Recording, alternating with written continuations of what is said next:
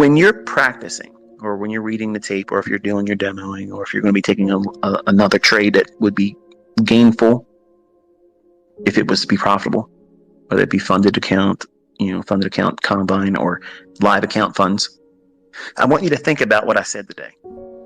I want you to take it to heart, because if you start feeling that and you feel like you just want to get in there, turn the chart off, walk away, don't do anything. Come back to it an hour later and see what would have happened. And be honest with yourself. If you would have did the impulsive entry, how much drawdown would you have gone through? Did it run without having the setup form later on and still ultimately go to where your model would have said? It's going to be hard for you to do this, next to impossible.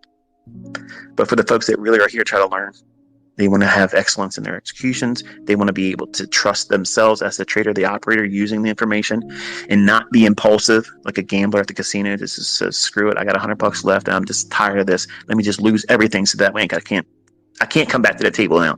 I can't come back to this slot machine. I don't know why I can't. For the life of me, I can never remember the name of that thing, but I got it right this time. Slot machine. A gambler, they don't have control of themselves. They lose themselves. And I don't gamble in casinos. I've taken $100 to a casino.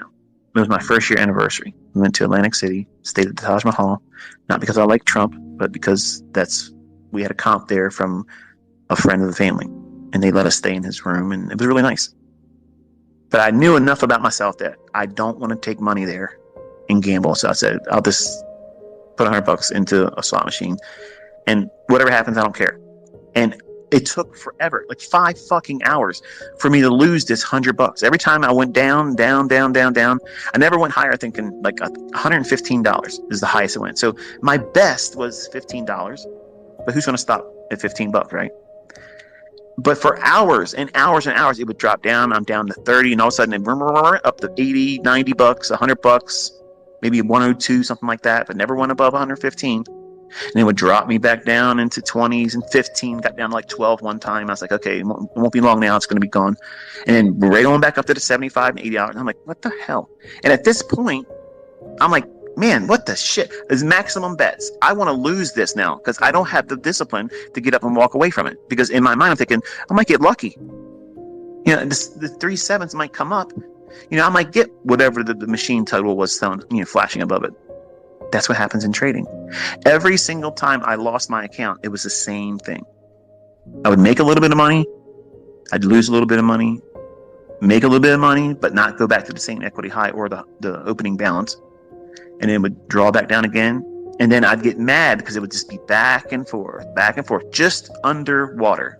And I just wanted to have that one trade to put me back above water. Because in my mind, I was thinking, 20-year-old, even if I have a failure here, I got plenty of time to make more money and refund it. That was my excuse. That was the insurance policy. That's bullshit. That's the wrong mentality. You need to treat it like it's the only account that you're ever going to have. That means it means something to you. It's your child's education fund. When you start thinking about it like that, it ain't your girl money. It ain't I can replace it with something I can do over here or there. It means something to you.